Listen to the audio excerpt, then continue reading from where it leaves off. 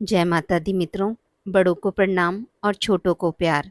ललिता पंचमी पर देवी ललिता की उपासना की जाती है, जिसे उपांग ललिता भी कहा जाता है। उपांग ललिता व्रत शरद नवरात्रि के 5वें दिन पड़ता है। 10 महाविद्याओं में से एक देवी ललिता को त्रिपुर सुंदरी और षोडशी के नाम से भी जाना जाता है। माता ललिता की कृपा पाने के लिए उपांग ललिता व्रत का विशेष महत्व है। मान्यता है कि इस व्रत का पालन करने से जीवन में सदैव सुख समृद्धि बनी रहती है। पुराणों में कहा गया है कि माता ललिता के दर्शन करने से जातक के समस्त कष्टों का निवारण होता है।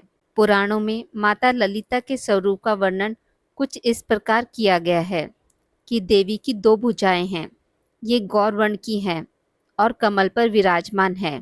कुछ मान्यताओं के अनुसार माता ललिता को चंडी का स्थान दिया गया है। इस दिन भक्तगण षडोपचार विधि से देवी का पूजन आराधना करते हैं। इस दिन मां ललिता के साथ साथ स्कंद माता और भगवान शंकर की पूजा का विधान है। अश्वनी शुक्ल पंचमी के दिन माता ललिता का पूजन करना अत्यंत मंगलकारी माना जाता है। उपांग ललिता व्रत के दिन ललिता सहस्त्र नाम ललिता त्रिशती का पाठ करने का बहुत महत्व है। यह व्रत विशेष तौर पर गुजरात व महाराष्ट्र में किया जाता है। साल 2024 में उपांग ललिता व्रत 7 अक्टूबर दिन सोमवार को रखा जाएगा। पंचमी तिथि प्रारंभ होगी 7 अक्टूबर को सुबह 9:47 पर। पंचमी तिथि समाप्त होगी 8 अक्टूबर को सुबह 11:17 पर। उपांग ललिता व्रत के दिन प्रातःकाल उठकर स्नान आदि से निर्वृत्त होकर श्वेत वस्त्र धारण करें। पूजा के लिए एक स्वच्छ चौकी पर गंगा जल छिड़कें और उस पर सफ़ेद वस्त्र बिछाकर मां ललिता की प्रतिमा या चित्र स्थापित करें। यदि मां ललिता का चित्र उपलब्ध ना हो तो श्री यंत्र स्थापित करके उसकी पूजा कर सकते हैं। पूजा में कुमकुम, अक्षत, पुष्प, दूध से बनी मिठाई या खीर अवश्य अर्पित करें। अब पूरी श्रद्धा से पूजा करने के बाद इस मंत्र का जाप करें। ओम ऐं ह्रीं श्रीं त्रिपुर सुंदरिये नमः। पूजन के बाद ललिता माँ की कथा का पाठ करें और आरती करें। पूजा के अंत में देवी से अनजाने में हुई किसी त्रुटि के लिए क्षमा याचना करें। इसके बाद 9 वर्ष से छोटी कन्याओं को पूजा का प्रसाद वितरित करें।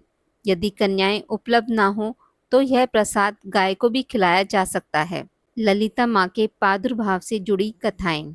एक प्रचलित कथा के अनुसार नेमिषारण्य में एक महायज्ञ हो रहा था, जिसमें सभी देवताओं ने दक्ष प्रजापति के आगमन पर सम्मानपूर्वक उठकर उनका स्वागत किया, लेकिन भगवान शिव अपने स्थान से नहीं उठे। इस घटना से क्रोधित होकर दक्ष ने भगवान शिव को अपने राजयज्ञ में आमंत्रित नहीं किया।